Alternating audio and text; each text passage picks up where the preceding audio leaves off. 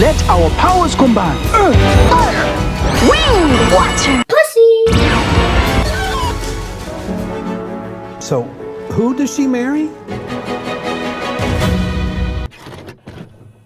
이 작품을 보려고 책을 다시 읽거나 하진 않았어요. 근데 뭐 당연한 거긴 하지만 영화를 보다 보면 제가 어릴 적에 책으로 봤던 그 시퀀스들이 페이지를 넘기듯이 기억이 나는 게 장르를 리메이크한 작품을 보는 재미라고 볼 수 있겠죠. 그 자매들이 거의 파워레인저 마냥 상징된 이미지가 딱 있다 보니까 캐스팅이 큰 화제가 됐었죠. 이제 매그 캐릭터로 말할 것 같으면 눈에 띄는 외모가 우선이잖아요.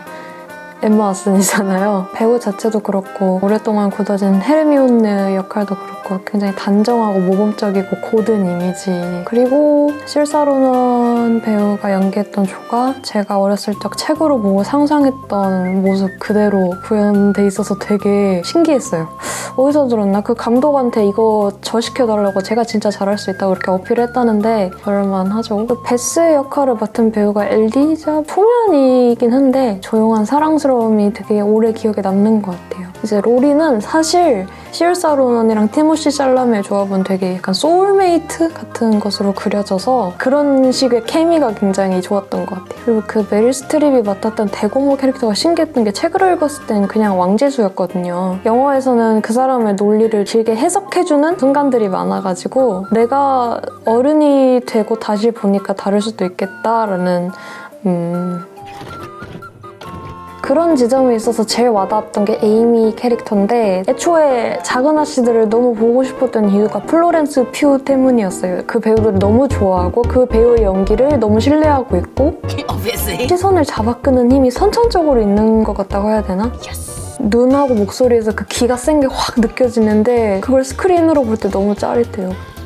플로렌스 퓨가 막내 에이미를 연기한다고? 처음엔 좀 이게 맞는 건가? 잘 어울릴 수 있을까? 라는 생각과 동시에 에이미를 플로렌스 퓨가 연기한다면 어떤 새로운 모습을 내가 발견할 수 있을까라는 기대감? Love Amy. 사실 에이미 캐릭터가 좀 그렇잖아요. 막내 전형적인 감정 표현이 솔직하고 그만큼 감정의 기복도 빠른 캐릭터라고 생각을 하는데 그런 지점이 어떻게 보면 밉상으로 보일 수도 있는 거죠. 어떨 때는 숨기려고 하지 않으니까 굳이. 그게 책으로 읽었을 때는 장녀인 저로서는 참 마음에 안 드는 캐릭터였단 말이죠. 특히 주인공 조에 이입해서 보니까 어릴 적에 봤을 때는 왜 그렇게 안 입고 왔는지 잘 모르겠는데 아무튼 이번에 나이 먹고 다시 영화로 보니까 플로렌스 퓨의 연기가 에이미를 이해하게 만들어요. 팬이니까 인터뷰를 좀 찾아봤었어요. 근데 흥미로웠던 게 나는 남들이 싫어할 법한 캐릭터에 관심을 갖는다라고 했더라고요, 배우가.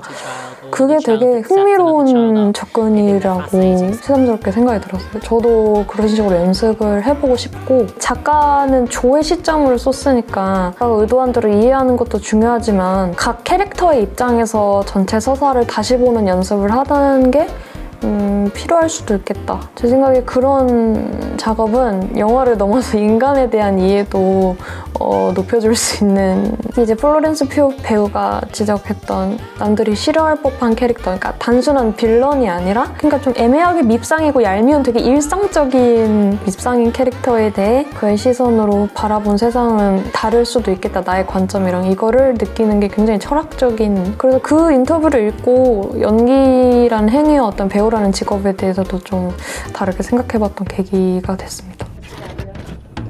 그리고 이제 이 작품의 러브라인이라든가 결말에 대해서 좀 의견이 분분한 걸로 알아요. 이제 원작 소설 자체가 당시 시대상에서는 좀 의례적이라고도 느껴질 수 있을 만큼 여성 중심적이라서 이게 2020년 영화로 구현되었을 때 얼마나 더 발전적으로 나올 수 있을지 많이 기대를 하셨을 것 같아요.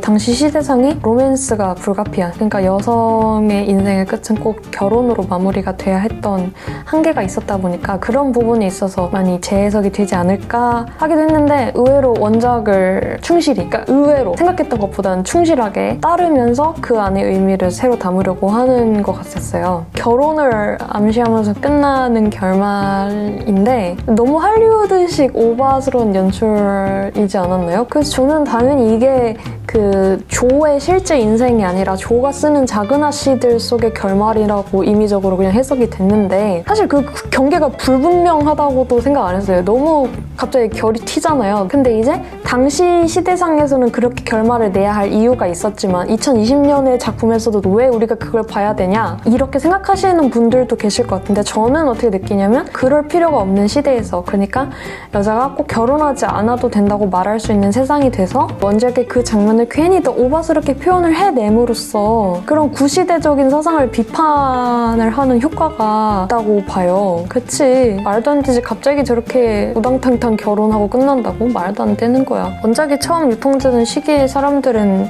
작품을 보면서 그런 생각을 할 수 있었을까요? 중요한 거는 그런 것 같아요. 지금 2020년 현재에 살고 있는 관객들이 작은 아씨들 영화를 보면서 마지막 결말에 대해 의문과 불만을 품는 것이 어떻게 보면 또 새로운 의미가 나오는 게 아닐까? 아니야 저런 건 너무 억지야 라고 말을 하는 것이 그 씬이 연출됐던 그 씬이 존재했던 이유지 않을까? 굳이 한번 깊게 들어가 보자면 이제 티모시 샬라메 배우가 이 영화에 대해서 그렇다고 이건 페미니즘을 넘어서 휴머니즘으로 이 영화를 바라본다라고 했는데 그 느낌을 받으실 수 있을 거예요. 뭐라고 해야 될지 모르겠다. 이제 시간이 나면 한번 원작 작은 아씨들 소설을 다시 읽어보고 싶어지게 만드는 영화였습니다.